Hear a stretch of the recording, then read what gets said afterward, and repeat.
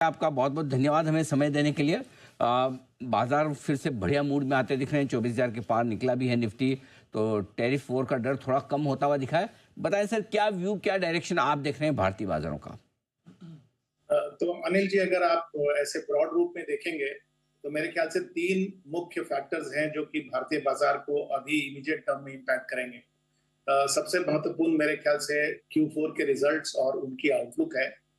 इसके साथ जो दूसरा महत्वपूर्ण फैक्टर जो है, जो मेरे ख्याल से पिछले एक हफ्ते 10 दिन से काम कर रहा है, वो फॉरेन पोर्टफोलियो फ्लोज का डायरेक्शन है। और तीसरा फैक्टर जो आपने कहा कि टैरिफ से संबंधित क्या डेवलपमेंट्स हो रहे हैं और यूएस के वाइस प्रेसिडेंट जो भारत आए हैं, क्या उनके विजिट के साथ कुछ अनाउंसमेंट्स भी होते हैं। ये तीसरा फैक्टर है जो कि नियर टर्म में बाजार को मेरे ख्याल से इम्पैक्ट करेगा। बिल्कुल ठीक बात है, बहुत ही अच्छे तरीके से आपने समझाया कि तीन बड़े फैक्टर जो इस वक्त शॉर्ट टर्म में बाजार के लिए। ऐसे में भारतीय बाजारों को कैसे अप्रोच करें सर, और कहाँ किस तरह से नजर रखें अलग अलग सेक्टर्स पर? तो अनिल जी, हम लोग इंटरनली पूरे बाजार को चार भाग में बांट देते हैं। Consumer facing companies, industrial companies, financial companies and export oriented. अगर आप देखें तो इन चार भाग में अगर आप बांटेंगे तो पूरा बाजार में कोई भी स्टॉक ऐसा नहीं है जो कि अछूता रह जाएगा। अगर आप बाजार की उतार चढ़ाव को जांचें तो आज मेरे ख्याल से ये जो चार समूह हैं उनमें सबसे ज्यादा जो असमंजस है वो बाजार में एक्सपोर्ट ओरिएंटेड कंपनीज के साथ है। मेरे ख्याल से अगर आप इस समूह को देखें तो यहाँ पर कुछ कंपनीज के लिए थ्रेट है तो कुछ कंपनीज के लिए अपॉर्चुनिटी भी है। जो कंपनीज सीधे यूएस मार्केट से संबंधित हैं या यूएस इकोनॉमी से जिनका सीधा वास्ता है, वहां पर लोगों को और बाजार को थ्रेट परसेप्शन ज्यादा दिखता है। और शायद यही कारण है कि हम देख रहे हैं कि आईटी सेक्टर की कंपनीज में थोड़ा सा वीकनेस रहा है।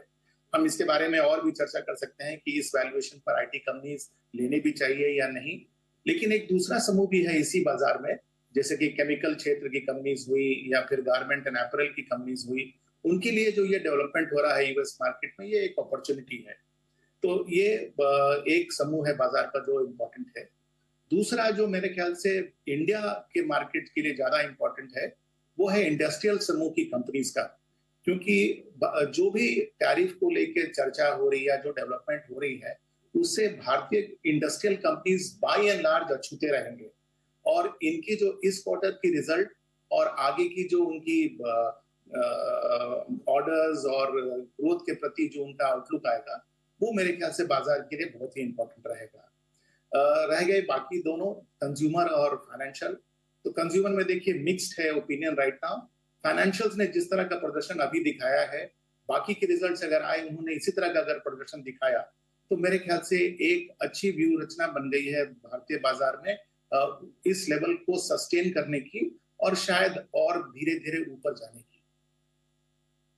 तो ये आपके लिए चार अलग अलग थीम्स है जिन पर अलग अलग आप तरीके से विचार कर सकते हैं। अब आइए सर, नतीजों के सीजन पर बातचीत करते हैं। दो बड़े दिग्गज सेक्टर के रिजल्ट्स बड़े दिग्गजों के आगे हैं। अब तक का विश्लेषण क्या है और आगे के लिए क्या आउटलुक है? तो देखिए, जो दो आप शायद रेफर कर रहे हैं आईटी और फाइनेंशियल सेक्टर की, तो आईटी में देखिए जो रिजल्ट्स आए हैं उन्होंने बाय एंड लार्ज डिसअपॉइंट किया है। लेकिन इसके बावजूद अगर आप देखें तो आईटी के स्टॉक्स जो हैं वो बहुत ज्यादा करेक्ट नहीं कर रहे हैं। मेरे ख्याल से इनके पीछे दो कारण हैं। एक तो ये कि शायद जो मेजर करेक्शन था वो इनके रिजल्ट आने के पहले ही इनके प्राइस में था। दूसरा, इस लेवल पे अगर आप आईटी कंपनीज की वैल्यूएशन देखें तो हमें जो जिस बात पर हम उदासीन हैं वो है इनके ग्रोथ को लेके। लेकिन हम दो चीजों को नजरअंदाज नहीं कर सकते। नंबर वन, कि ये अभी भी ऐसी कंपनीज हैं जिनका की ऑपरेटिंग मार्जिन 20% के ऊपर है। ऐसे आप देखें कितने सारे सेक्टर्स होंगे और कितनी सारी कंपनीज होंगी जिनका की ऑपरेटिंग मार्जिन 20% से ऊपर रहता है। सो वो एक मापदंड है जिसमें कि ये खरे उतरते हैं। दूसरा, भले ही इनमें ग्रोथ ना हो लेकिन इनकी कैश फ्लोज बहुत स्ट्रांग है। तो मेरे ख्याल से यहाँ से आईटी कंपनीज में डाउनसाइड की संभावना कम है।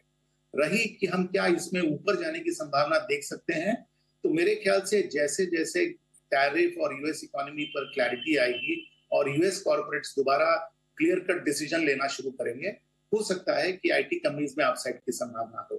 तो ये एक नजरिया हो गया आईटी पे। रही बात फाइनेंशियल कंपनीज की, तो जिस तरह के जो रिजल्ट अब तक आए दो बड़े बड़े प्राइवेट सेक्टर बैंक्स के, उन्होंने बाजार को मेरे ख्याल से काफी उत्साहित किया है।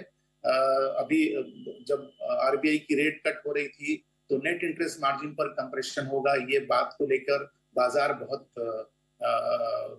आई वुड से डाउट में था।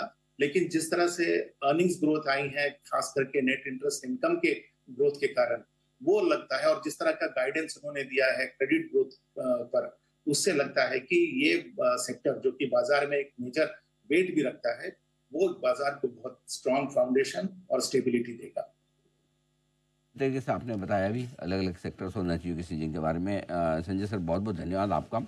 आज थोड़ा समय कम है, आपसे फिर मुलाकात करेंगे, जल्दी से आमंत्रित करेंगे सर। आज के लिए बहुत बहुत शुक्रिया आपका समय देने के लिए। Thank you.